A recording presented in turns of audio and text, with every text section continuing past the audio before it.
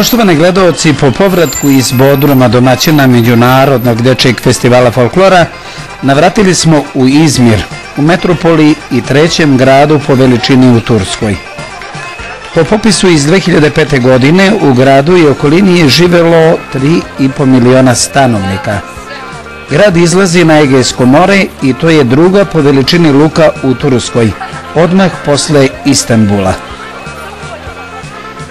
U centru Karšijake, to je oblast u Izmiru, kulturno-umetničko društvo Mladost iz Vranja, pored kulturno-umetničkog društva iz Bihaća i dva kulturno-umetnička društva iz Makedonije, iz Skoplja i iz Bitolja, zahvaljujući organizatorima Remzi Sikaru i Tajaru Uzuntasu, imaju revijalni nastup. Uživajte u narednim minutima.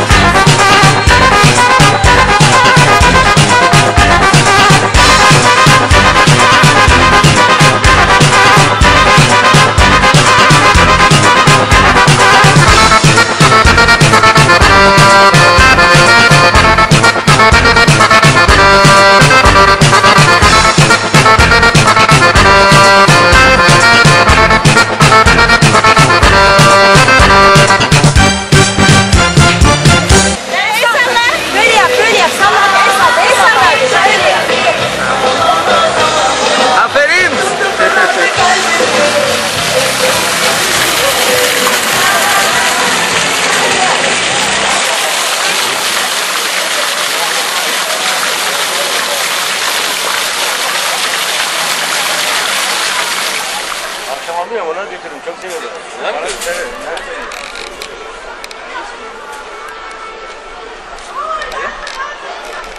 Çok güzel. İstemiyormuş. İstemiyor. Büyüğü istemiyormuş.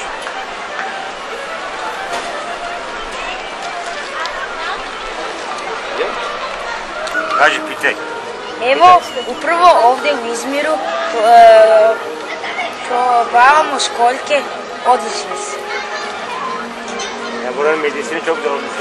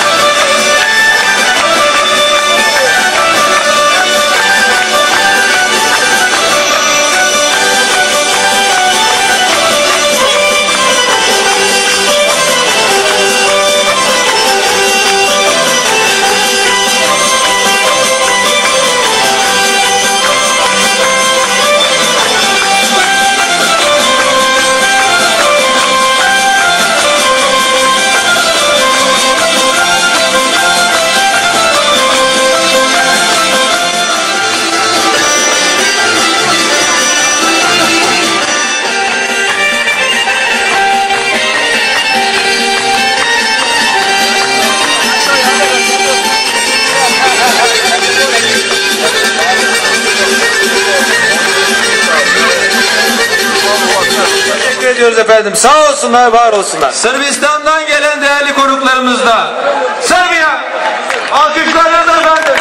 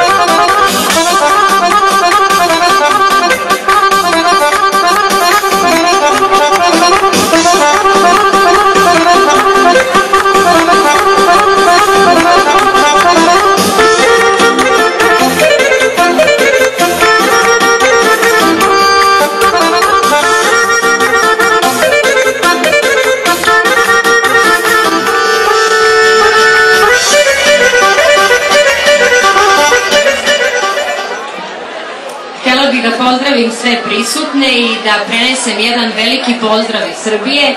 Naravno, mi smo ovde već drugi put i zahvalila bih se svima na velikom i lepom gostoprimstvu.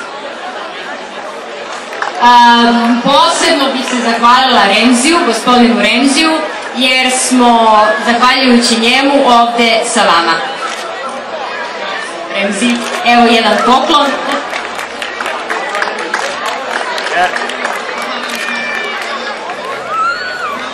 Evet, bu organizasyonda 4. kez gerçekleştirdiğimiz, mahallelerimizde gerçekleştirdiğimiz Degonet Şenliği'nde, çocuk şenliğinde bize her zaman yardımcı olan, yardımlarını eksik etmeyen Remzi Şikar Beyefendi için de büyük bir alkış istiyoruz efendim.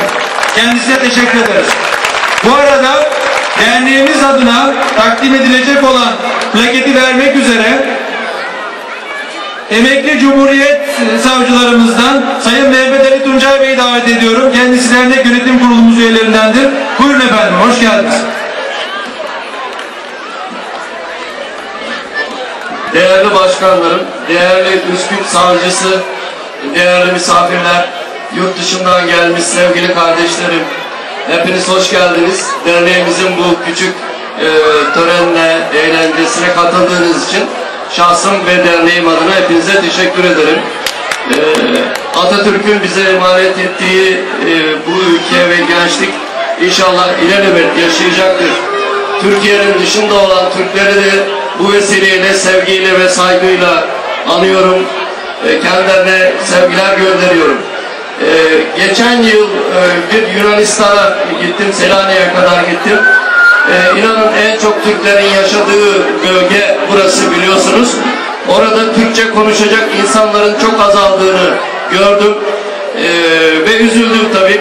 Biraz İngilizcem olduğu için onlarla anlaşabildim. Sordum neden böyle diye. Çünkü gençler, küçük çocuklar artık Rumca öğreniyorlarmış. Yunan dilinde